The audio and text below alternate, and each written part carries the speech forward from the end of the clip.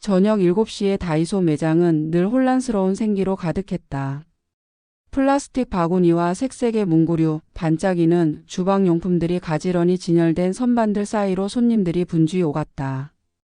퇴근길에 들른 직장인들은 피곤한 얼굴로 세제를 고르고 학원 끝난 학생들은 반짝이는 스티커나 형광펜을 만지작거렸다. 주부들은 장바구니를 들고 꼼꼼히 가격표를 확인하며 물건을 골랐다. 매장 안은 저렴한 물건들로 채워진 작은 세계였고 그 세계의 중심에서 은주는 카운터에 서 있었다. 김은주 32세. 그녀는 다이소 아르바이트생으로 일한 지 6개월째였다. 결혼 5년 차 아이 없는 부부의 삶은 그녀에게 점점 더 무겁게 느껴졌다. 남편 민석은 회사에서 야근을 밥 먹듯 했고 집에 돌아오면 소파에 누워 핸드폰만 들여다봤다. 은주와의 대화는 점점 줄어들었고 둘 사이엔 묘한 거리감이 생겨났다. 다이소에서의 아르바이트는 단순히 생활비를 벌기 위한 선택이었지만 은주에게는 집 밖으로 나올 수 있는 유일한 탈출구였다. 비록 그 탈출구가 반복되는 바코드 스캔과 손님 응대라는 단조로운 일상으로 이어졌지만 계산 여기서 할게요. 중년 여성 손님이 바구니를 카운터에 올리며 말했다. 은주는 미소를 지으며 고개를 끄덕였다. 그녀의 손은 기계처럼 움직였다. 바코드를 스캔하고 물건을 비닐봉지에 담고 현금이신가요? 카드이신가요? 라고 묻는 일련의 동작은 이미 몸에 배어 있었다. 하지만 그녀의 마음은 늘 어딘가 떠돌았다. 민석과의 냉랭한 저녁 식사, 점점 늘어나는 카드 청구서, 그리고 무엇보다 자신이 점점 더 투명 인간이 되어가는 기분. 그날도 어김없이 저녁 7시 10분 매장 문이 열리며 익숙한 남자가 들어왔다. 그는 하루도 빠짐없이 같은 시간에 나타났다. 키가 크고 단정한 흰 셔츠에 깔끔한 면바지를 입은 남자였다. 나이는 30 중반쯤으로 보였고 얼굴은 특별히 잘생겼다고 할 순 없었지만 어딘가 사람을 끌어당기는 묘한 분위기가 있었다. 짧게 다듬은 머리, 부드러운 눈빛, 그리고 살짝 올라간 입꼬리. 그는 늘 비슷한 물건을 골랐다. 휴지, 세제, 쓰레기 봉투, 때로는 작은 수납함이나 칫솔 같은 생필품. 별다른 물건은 아니었지만 은주는 그의 선택이 이상하리만치 일관적이라는 걸 눈치챘다. 처음엔 그를 별로 신경 쓰지 않았다. 다이소엔 단골이 많았다. 매일 저녁 샴푸를 사러 오는 아줌마, 주말마다 색종이를 사는 초등학생, 그리고 늘 같은 브랜드의 세제를 고집하는 할아버지. 그는 그저 그중 하나일 뿐이었다. 하지만 며칠이 지나자 은주는 그의 존재가 점점 더 선명해지는 걸 느꼈다. 특히 이상한 점이 하나 있었다. 그가 계산을 마치고 매장을 나설 때마다 경보기가 울렸다. 삑삑삑 날카로운 소리가 매장을 울렸다. 손님들이 고개를 돌렸고 은주는 급히 카운터에서 나와 그에게 다가갔다. 죄송해요, 잠시만요. 가방 좀 확인해도 될까요? 은주는 익숙한 사과를 건네며 그의 가방을 들여다봤다. 그는 순순히 가방을 내밀며 미소를 지었다. 또 울렸네요. 제가 자석이라 그런가 봅니다. 그의 목소리는 낮고 차분했다. 농담처럼 던진 말에 은주는 피식 웃으며 고개를 끄덕였다. 그러게요. 센서를 떼는 걸 깜빡했나 봐요. 죄송합니다. 그녀는 그의 가방에서 물건을 꺼내 다시 스캔했다. 휴지 한 팩, 세제 한 통, 그리고 쓰레기 봉투. 늘 그렇듯 문제는 없었다. 은주는 센서를 떼고 물건을 돌려줬다. 그는 고맙다며 가볍게 고개를 숙이고 매장을 나갔다. 그런 일이 반복되었다. 하루도 빠짐없이 저녁 7시 10분. 그는 물건을 사고 경보기가 울리고 은주가 그의 가방을 확인했다. 처음엔 단순한 실수라 생각했다. 하지만 며칠이 지나자 은주는 의문이 생겼다. 왜 매일 경보기가 울리는 걸까? 그녀는 동료인 수진에게 물어본 적도 있었다. 수진아, 저기 저녁에 오는 그 남자 손님 있잖아. 매일 경보기가 울던데 이상하지 않아? 수진은 어깨를 으쓱하며 대답했다. 그러게. 근데 그냥 센서가 민감한 거 아니야? 가끔 저렴한 물건들 센서가 제대로 안 붙어 있잖아. 은주는 고개를 끄덕였지만 마음 한구석엔 석연치 않은 기분이 남았다. 그의 가방엔 늘 문제없는 물건들만 있었다. 그렇다면 왜? 그녀는 문득 그의 얼굴을 떠올렸다.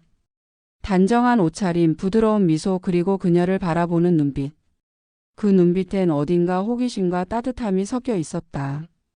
은주는 그를 생각하며 가슴이 살짝 뛰는 걸 느꼈다. 내가 왜 이래?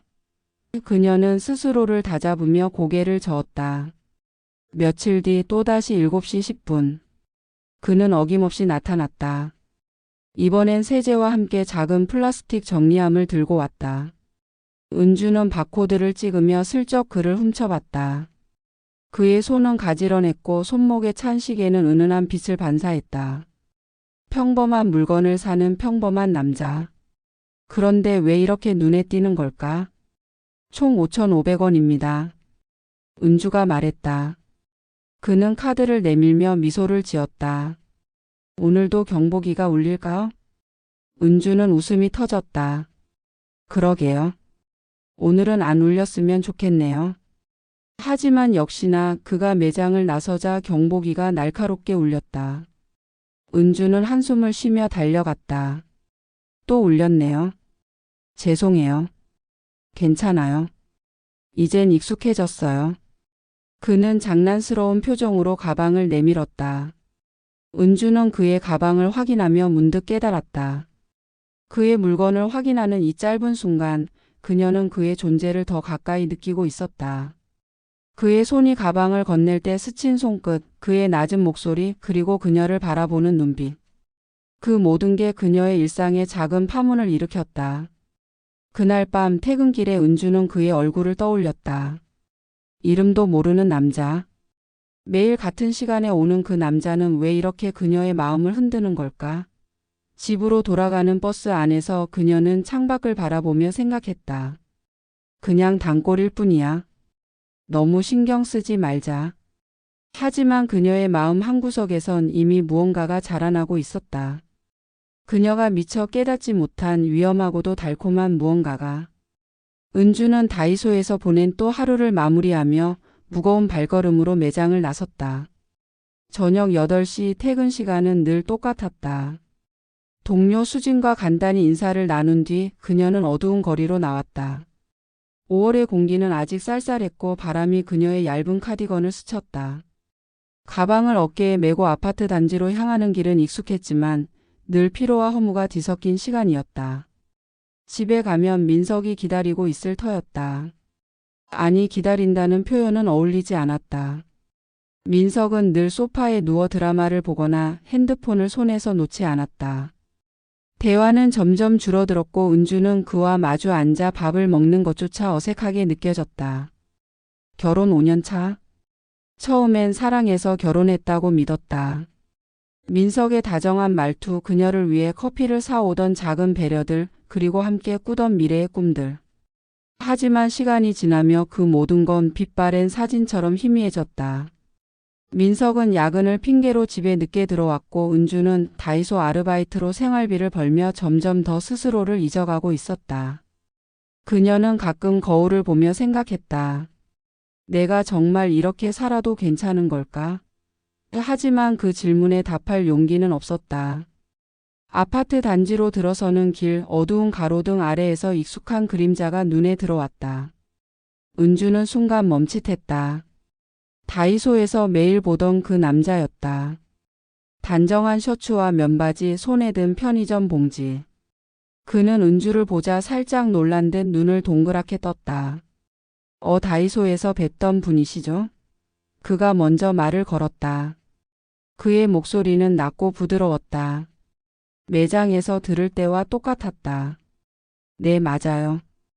은주는 어색하게 웃으며 고개를 끄덕였다. 가로등 불빛 아래 그의 얼굴이 더 선명하게 보였다. 평범하지만 묘하게 끌리는 얼굴. 그의 눈빛은 따뜻했고 입꼬리는 살짝 올라가 있었다. 여기 사시나 봐요? 은주가 조심스럽게 물었다. 네, 3동에 살아요. 그는 미소를 지으며 대답했다. 근데 이렇게 뵈니까 좀 신기하네요. 매일 다이소에서만 보다가. 그러게요. 은주는 그의 미소를 마주하며 묘한 기분을 느꼈다. 매일 7시 10분 경보기를 울리며 그녀의 일상에 파문을 일으키던 남자가 이렇게 가까운 곳에 살고 있었다니. 우연치고는 너무 극적이었다. 그녀는 문득 그의 손에 든 편의점 봉지를 바라봤다. 맥주 캔과 간단한 간식이 담겨 있었다. 혼자 사나? 그녀는 호기심이 스쳤지만 입 밖으로 꺼내지 않았다. 그럼 조심히 들어가세요. 그가 먼저 인사하며 멀어졌다. 은주는 그의 뒷모습을 바라보며 잠시 서 있었다. 그의 걸음걸이는 느릿했고 어깨는 단단해 보였다. 그녀는 이유 없이 가슴이 살짝 뛰는 걸 느꼈다. 뭐야 이 기분. 그녀는 고개를 저으며 아파트로 향했다. 그날 밤 은주는 잠을 이루지 못했다. 민석은 옆에서 코를 골며 자고 있었다. 그의 코 고는 소리는 늘 같았다. 규칙적이고 따분할 정도로 일정했다. 은주는 천장을 바라보며 다이소의 그 남자를 떠올렸다. 이름도 모르는 그 남자. 왜 이렇게 자꾸 생각나는 걸까? 그녀는 그의 미소, 낮은 목소리, 그리고 가방을 내밀 때 스친 손끝을 떠올렸다. 그 짧은 순간들이 그녀의 머릿속에서 계속 맴돌았다. 며칠 뒤 은주는 퇴근길에 또 그를 마주쳤다.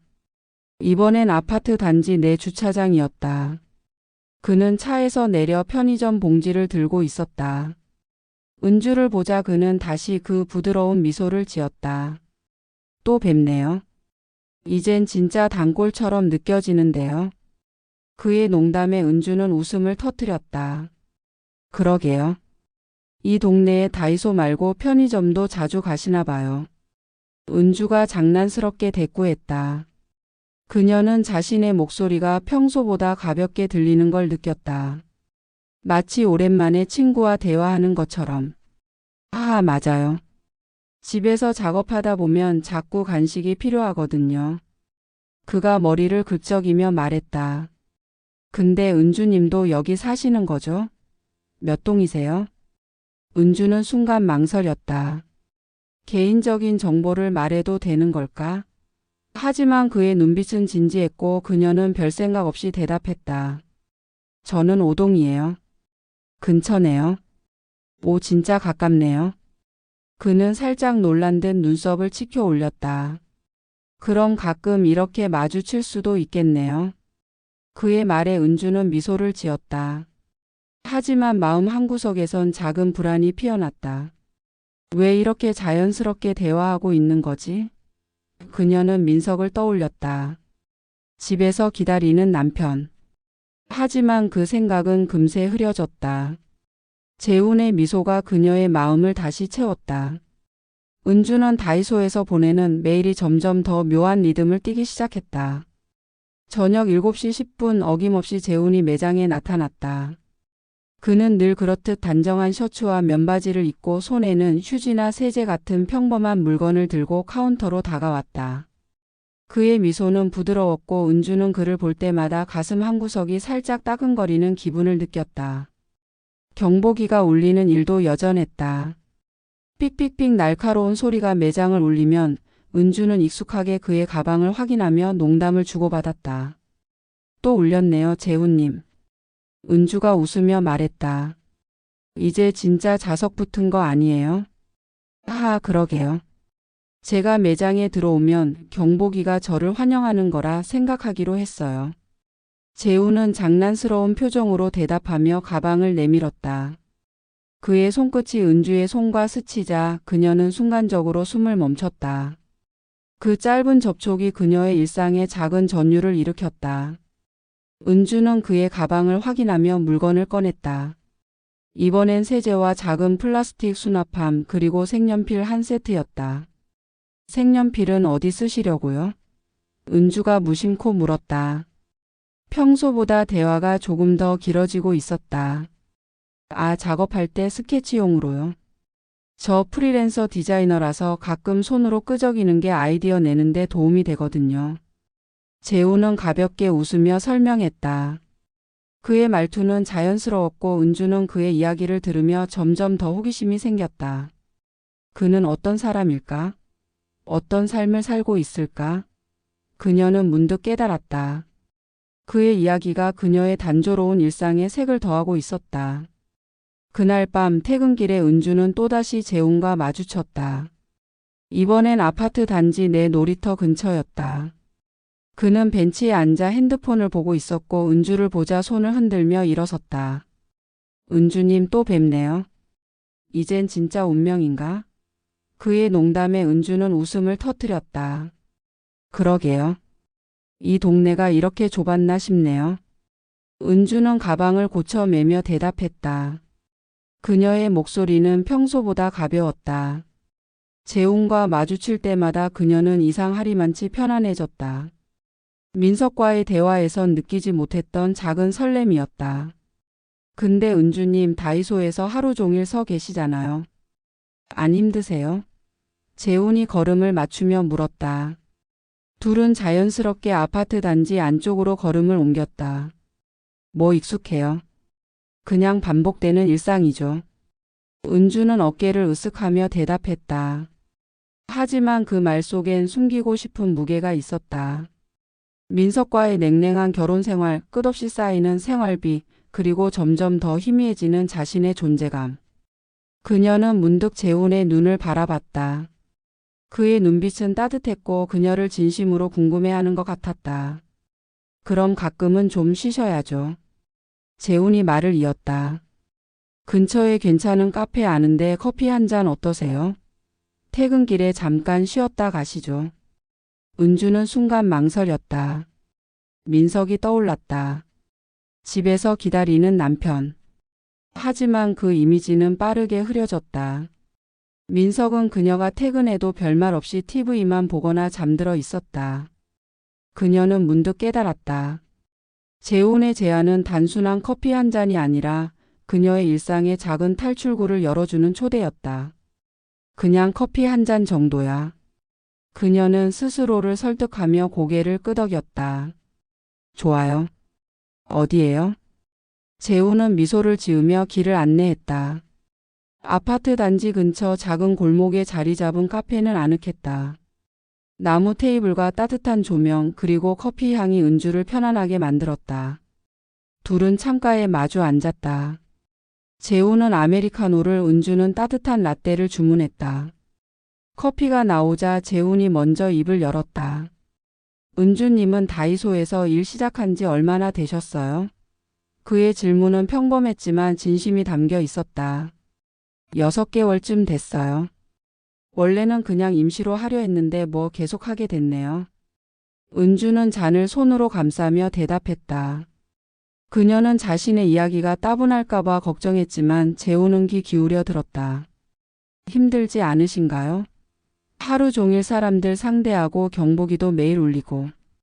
그는 장난스러운 미소를 지으며 말했다. 은주는 웃음을 터뜨렸다. 그러게요. 특히 재훈님 때문에 경보기 울리는 거 저 진짜 고민이에요. 둘은 동시에 웃었다. 그 웃음은 은주에게 오랜만에 느껴보는 가벼움이었다. 카페에서 보낸 1시간은 은주에게 낯설고도 따뜻한 시간이었다. 재훈은 자신의 일을 이야기했다. 그는 프리랜서 그래픽 디자이너로 주로 집에서 작업하며 클라이언트와 화상회의를 했다고 했다. 가끔은 혼자 일하다 보면 답답해서 다이소에 가요. 뭐라도 사면서 머리 좀 식히고. 그의 말은 평범했지만 은주는 그의 목소리에 점점 더 빠져들었다. 그는 그녀를 판단하지 않았고 그녀의 말에 귀를 기울였다. 민석과는 달리 그는 그녀를 보는 사람이었다. 카페를 나서며 재훈이 말했다. 은주님 가끔 이렇게 커피 마시면서 이야기하면 좋을 것 같아요. 퇴근길에 너무 피곤하실 때 잠깐 쉬다 가시죠. 은주는 망설였다. 이건 단순한 커피 한 잔이 아니었다. 그녀는 그걸 알았다. 하지만 그의 따뜻한 미소와 부드러운 말투는 그녀의 망설임을 녹였다. 네, 가끔은 괜찮을 것 같아요. 그녀는 미소를 지으며 대답했다. 그날 밤 집에 돌아온 은주는 민석이 소파에 누워 잠든 모습을 봤다. TV에선 예능 프로그램이 흘러나오고 민석의 손엔 핸드폰이 쥐어져 있었다. 은주는 한숨을 쉬며 방으로 들어갔다. 침대에 누워 천장을 바라보며 그녀는 재훈의 얼굴을 떠올렸다. 그의 미소, 그의 목소리, 그리고 그녀를 바라보는 눈빛. 그녀는 문득 깨달았다. 재훈과의 만남이 그녀의 일상에 작은 균열을 내고 있었다. 위험하고도 달콤한 균열을. 은주의 일상은 점점 더 재훈이라는 이름으로 물들어가고 있었다. 다이소에서의 저녁 7시 10분은 그녀에게 단순한 근무 시간이 아니라 작은 기대가 깃든 순간이 되었다. 재훈이 매장에 들어오면 그녀의 시선은 자연스럽게 그를 향했다. 그의 단정한 옷차림, 낮은 목소리, 그리고 그녀를 바라보는 따뜻한 눈빛은 은주의 마음에 잔잔한 파문을 일으켰다. 경보기가 울릴 때면 둘은 짧은 대화를 나누며 웃었고 그 순간들은 은주에게 일상의 단조로움을 잊게 하는 작은 오아시스였다. 퇴근길에 재훈과 마주치는 일도 잦아졌다. 아파트 단지 내 주차장, 심지어 늦은 밤 쓰레기를 버리러 나왔을 때도. 그의 미소는 늘 같았고 은주는 그 미소가 점점 더 그녀의 마음을 흔든다는 걸 부정할 수 없었다. 민석과의 결혼 생활은 여전히 차갑고 메말랐다. 민석은 집에 돌아오면 소파에 누워 핸드폰만 들여다봤고 은주가 말을 걸어도 건성으로 대답하거나 아예 듣지 않았다. 은주는 점점 더 집이 낯설게 느껴졌다. 반면 재훈과의 짧은 대화와 카페에서의 시간은 그녀에게 잊고 있던 생기를 되찾아줬다. 그날은 비가 내리는 저녁이었다.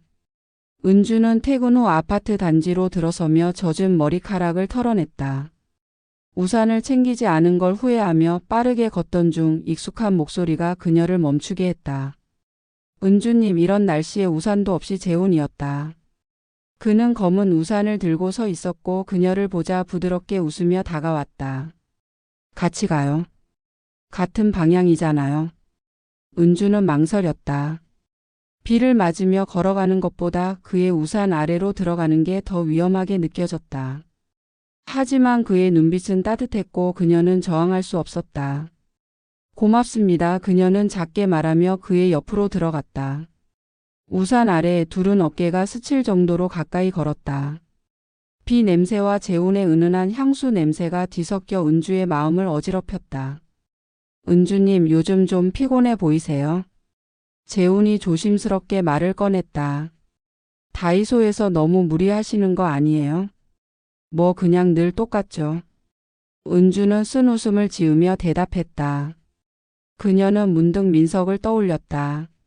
집에 가면 또다시 침묵 속에서 밥을 먹고 TV 소리만 울리는 밤이 기다리고 있었다. 그녀는 그 생각을 떨쳐내려 하며 재훈에게 물었다. 재훈님은요? 프리랜서 생활은 어때요? 자유로울 것 같아요. 자유롭긴 한데 외로운 때도 많아요. 재훈은 담담하게 말했다. 혼자 작업하다 보면 사람 만나는 게 드물거든요. 그래서 다이소라도 가는 거예요. 은주님 보면서 이야기하는 게 뭐랄까 좀 위안이 되죠. 그의 말에 은주는 가슴이 뜨끔했다. 그의 눈빛은 진지했고 그녀는 그 눈 속에서 자신을 향한 무언가를 읽었다. 저도 재훈님 만나는 게 재밌어요. 그녀는 자신도 모르게 속마음을 꺼냈다. 그 순간 둘 사이에 묘한 침묵이 흘렀다. 비소리만이 그들을 감쌌다. 아파트 단지 근처에 다다랐을 때 재훈이 걸음을 멈췄다.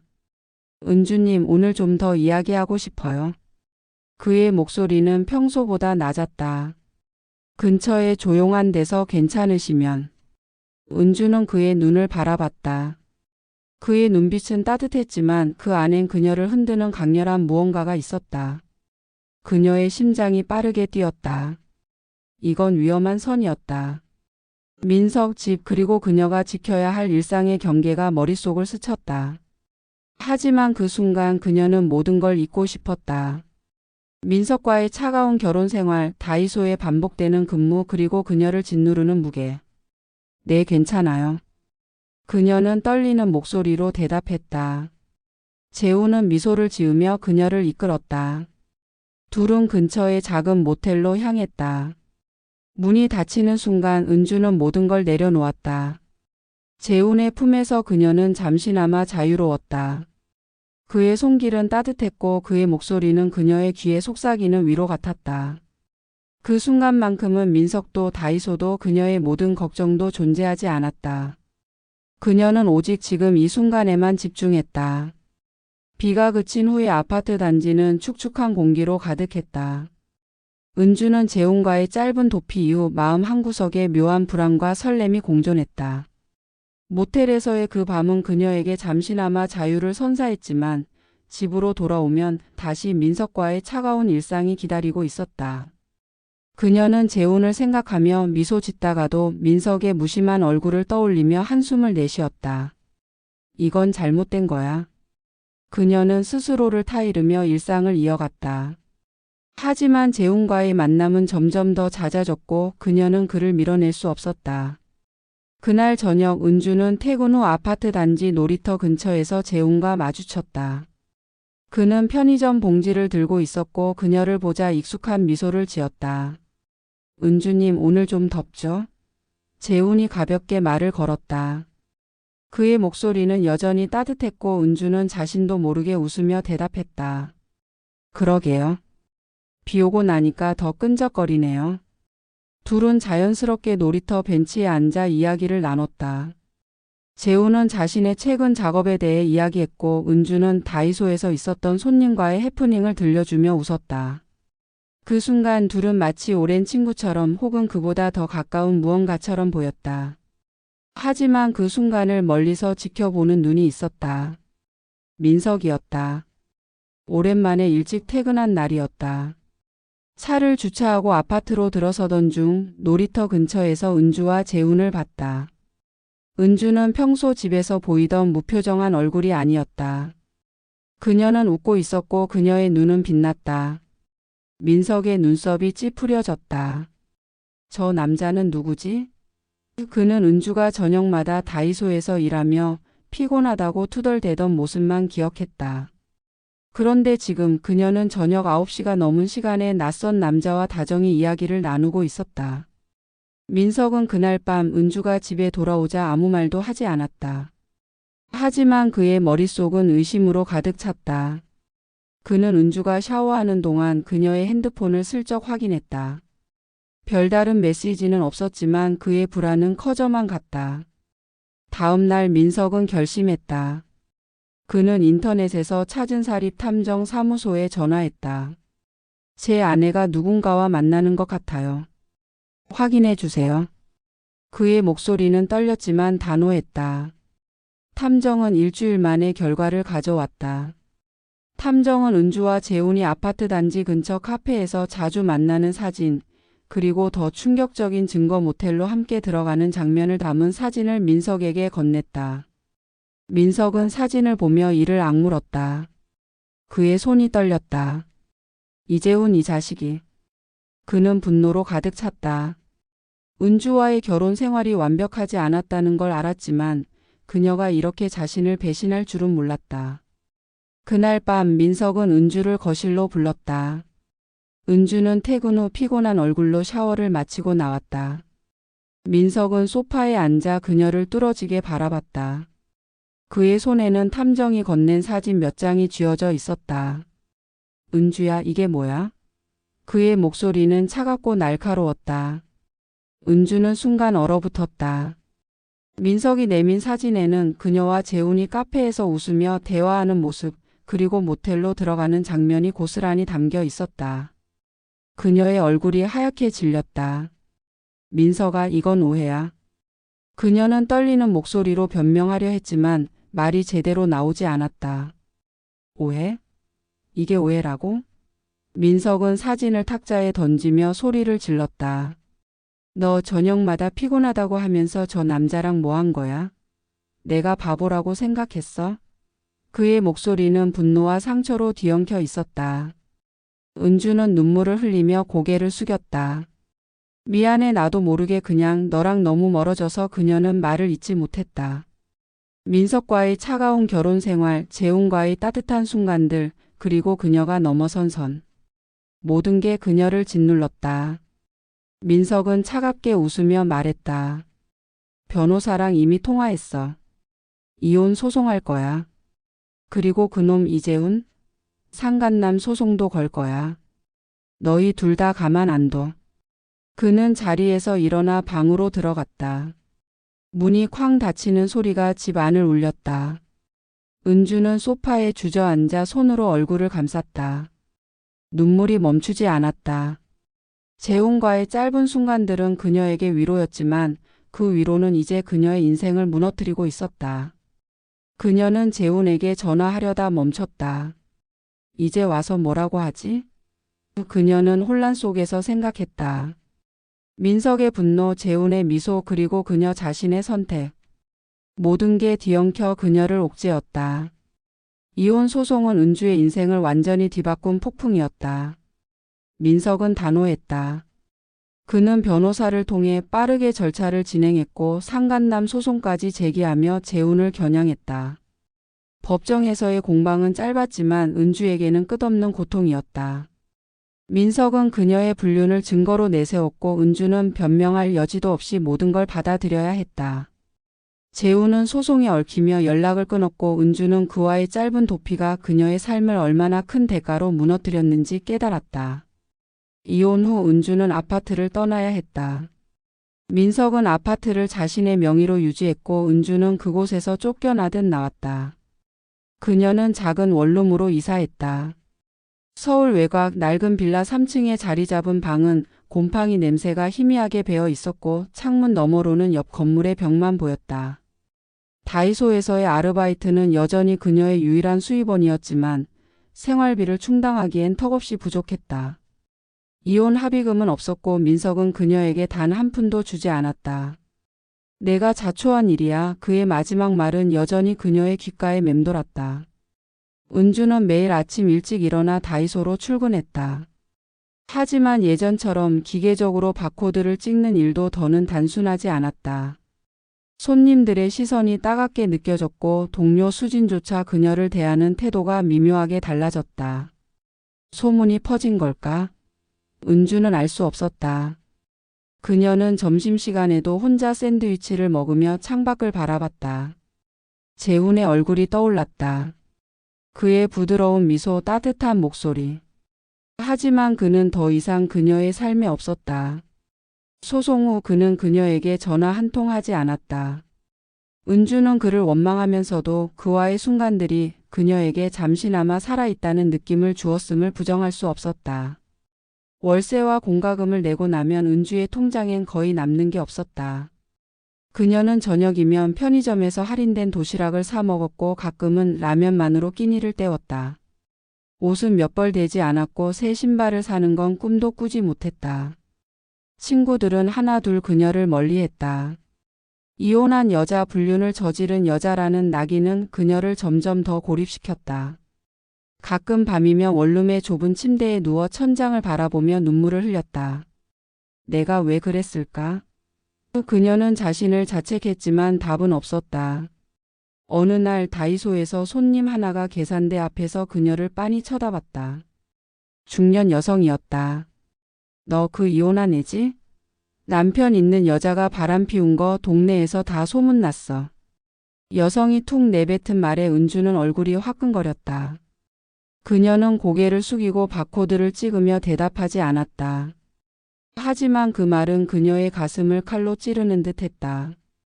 그녀는 퇴근 후 원룸으로 돌아와 문을 잠갔다.